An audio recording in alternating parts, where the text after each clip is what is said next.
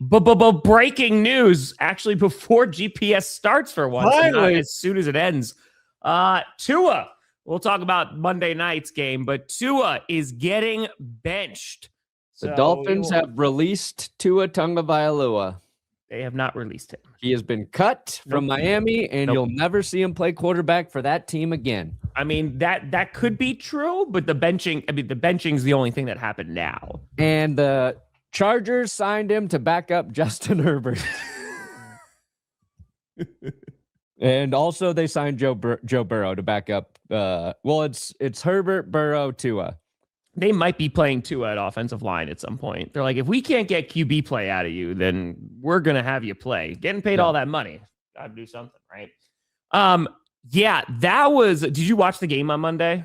Yeah, of course. Yeah, that was a rough game. Like, that was... Okay, to be fair... It's the first game all season that I shut off early. Wow. When it was 28-3 and we're, I think that was it 28-3 in the fourth quarter? Yeah, we got there late. Yeah.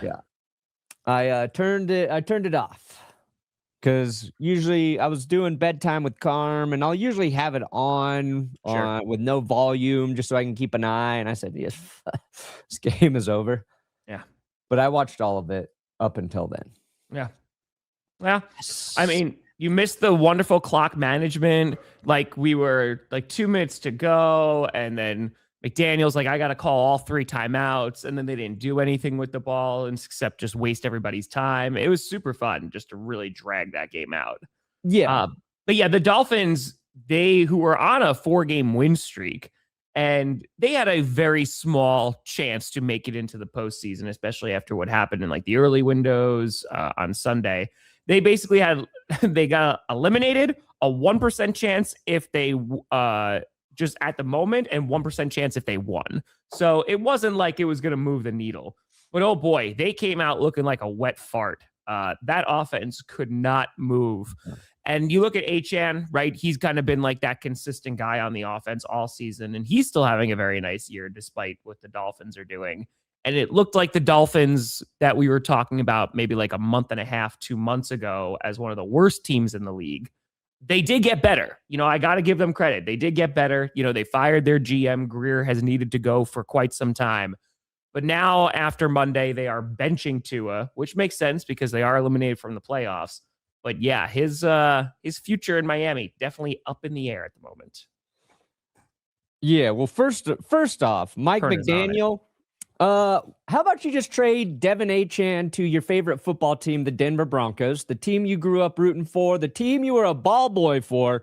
We could really use a guy like Achane for our playoff push. We'll give him back after the Broncos win the Super Bowl, but we'll trade you Devin Achane right now for a 3rd-round draft pick. But we got to do it under the table because the trade deadline's over, so you got to release him. Achane's got to say, I'm only playing for the Broncos, and then once he clears waivers, we'll pick him up. That's part one. I don't think he'd clear waivers, though. Oh, if he tells every team to F off, he will clear those waivers. Now, second thing. That's not what happened with, was that Slay who wanted to play with the Eagles? Bills have a running back. They're not going to sign him. Okay.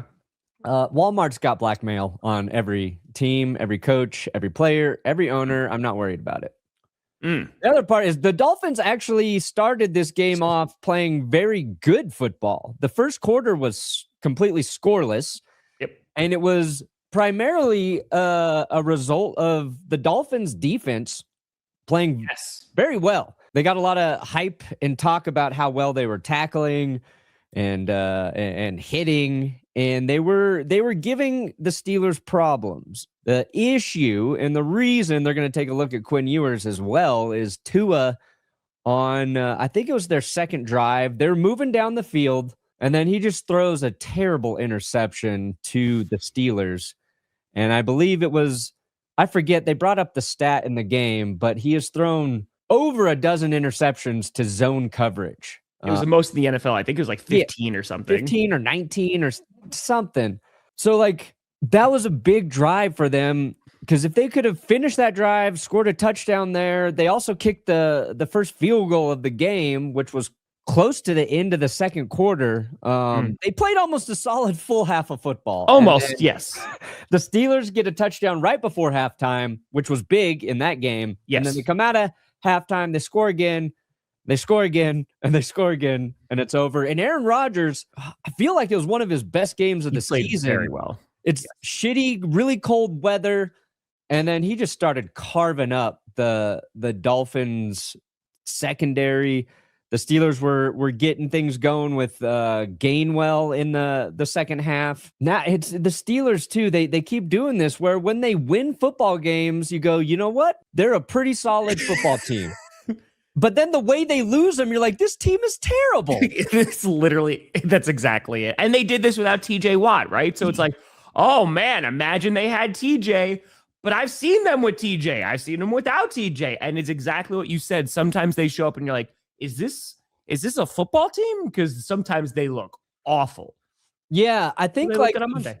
They're kind of they're almost like the Panthers of the AFC, where when they're playing well, you're like their defense, great, offense, solid, special teams, solid. Like this is a respectable team. But then the way they have lost, you're like, there's no way this team should be in the playoffs. And I don't know what to make of it. Rodgers, I think his hand's getting a little better, a little healthier. If he keeps doing what he did against Miami, and I'm not saying he will, you got to respect the Steelers. And so now, like, Miami's going to take an extended look at Quinn Ewers. It's the perfect time to do it because the headline is like Tua got benched. I think probably the way the Dolphins are framing this is we're shutting Tua down for the rest of the season. Sure. We're out. There's no reason to have a quarterback who has a, terrible injury history to play 3 meaningless games. Sure. Let's take a look at the guy we drafted who definitely has some talent. There's no risk. You get 3 solid or 3 games to get a good look at Quinn Ewers. And, they'll see what they do with Tua after that. But Brett had some info about if you're trying to trade Tua. Yeah, which that would be, I don't know if they're going to find a trading partner. Yeah, I mean, the Steelers after Aaron Rodgers retires. Like, who are you looking at here? That would be looking at. That'd be something. Yeah. Because I feel they are in a similar boat with the Cardinals and Kyler Murray, right? In which you don't really know his future with the team either, and they both have some beefy contracts. So it's not a matter of like, okay, well, we could just trade them. You have to find a team that is willing to pay all of that money for the player that they have seen. And there's a reason why said teams might be getting rid of said players. So yeah, it's tough, man. Yeah, I like Tua, and it feels like he's just not the guy to get them there. They had that window, right, where it was like, okay, because every year, what were you saying, Brandon? It was, okay, if Tua stays healthy, this offense could be a lot of fun to watch, right? They could be like, they had that window. It was like, oh my God, they traded for Tyreek Hill. They were so explosive. Tua would get hurt, and things would go wrong. But now that we've gotten a good look at Tua, and it's been years, and I know Tyreek Hill's hurt, but yeah, it ain't it. It's not looking good. Yeah, I mean, and we've seen Tua play well. Sure. But he's not really an elevator. He doesn't elevate the offense so much. I think he was effective with Mike McDaniels in that scheme, but once teams kind of learned how to defend to his strengths, he slowed down. Yes. And I think what would be interesting is like, let's just trade Tua for Kyler straight up. I think Kyler would do pretty well in Mike McDaniel's offense, honestly. Like, he would add another element because of his mobility. Yeah. But I think it's the same issue. It's like Tua, when he's playing in rhythm and he's getting the ball to one of his first 2 reads, he's very, very good. Yep. When that's taken away, it's when things kind of break down for him. Yeah. So it's a tough look. So we'll see, how Quinn does, for the remaining 3 games of the season.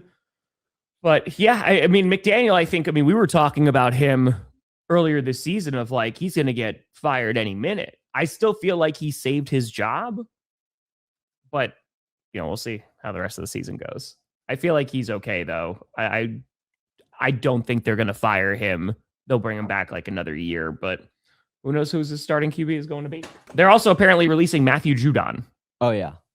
So there you go. So somebody can get, I feel like he will be a Patriot. A Patriot. Go back to New England, or you're going to be an Eagle. The Eagles will take anyone. Like, yeah, come over. We'll try you out for a week. Buccaneers could use a pass rusher. They definitely could use a pass rusher. That would be nice. The Packers? No, the Buccaneers. Oh, the Packers don't need one?